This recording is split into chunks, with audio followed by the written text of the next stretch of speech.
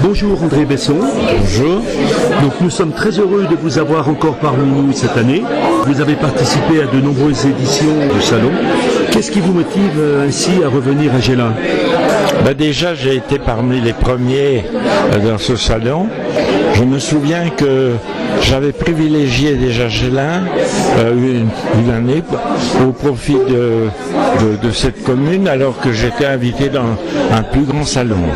Mais j'ai toujours favorisé la culture des régions, la culture qui est au niveau des gros bourgs, des petites villes, et j'ai trouvé que c'était intéressant. Et finalement, je me suis rendu compte que d'année en année, ce salon a grandi, c'est-à-dire que le public qui vient à Gélin, c'est à la fois un public régional, c'est un public, je parle à partir de ma propre expérience, parce que chaque fois qu'un lecteur vient me faire dédicacer un livre, je lui demande d'où il est, un certain nombre de renseignements, et en l'occurrence, je me suis rendu compte qu'il y a non seulement la population régionale, locale et régionale, mais il y a également des personnes qui sont en vacances dans la région, c'est l'été, et puis il y a un certain nombre de lecteurs qui viennent de Suisse.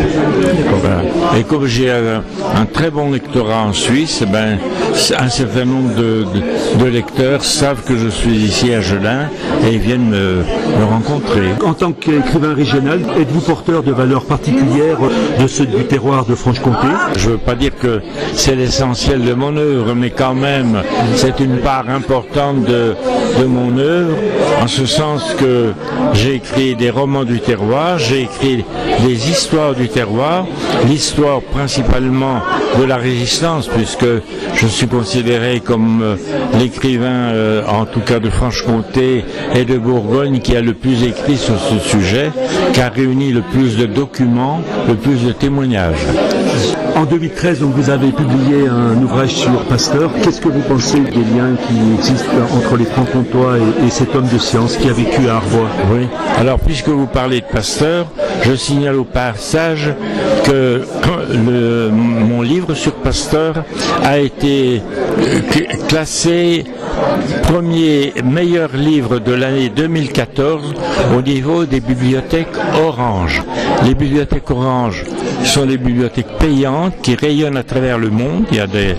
Et dans chaque livre qui était présenté, on avait glissé un bulletin de vote.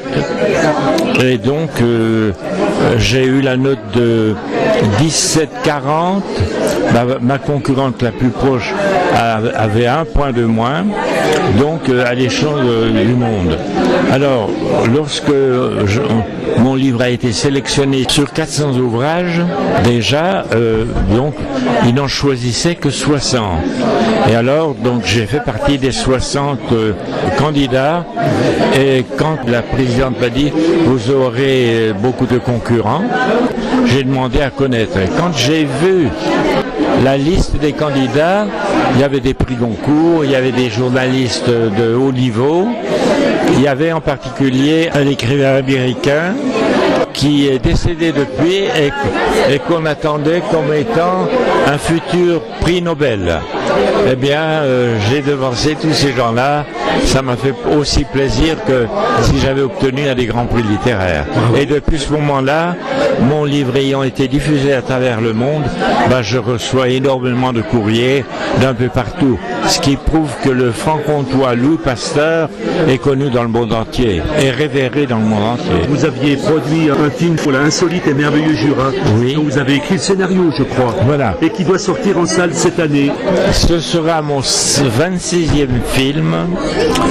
Et il a été tourné en partie l'année dernière et il est en cours de montage. Il sera diffusé à partir du printemps 2019 et puis diffusé en salle. C'est un film qui durera 1 heure 3/4.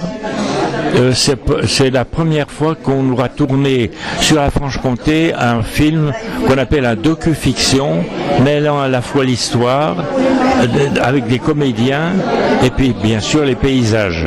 Alors donc ça a nécessité la participation d'environ 500 comédiennes et comédiens avec des figurants bien sûr. Et puis pour la première fois aussi, on va voir des images de Jura-Comtois pris par des drones, hein, avec toute une batterie de drones. Il y a des paysages merveilleux, quoi. Ce sera un document fiction qui va être projeté sur un écran géant de 50 mètres carrés. Donc, ensuite, j'en ferai une adaptation pour une des chaînes de télévision, mais beaucoup plus resserrée, en 26 minutes. C'est un nouveau travail. Voilà. Et puis pour terminer, est-ce que vous avez d'autres projets d'écriture? Oui, alors j'ai un livre qui va sortir au mois de novembre prochain.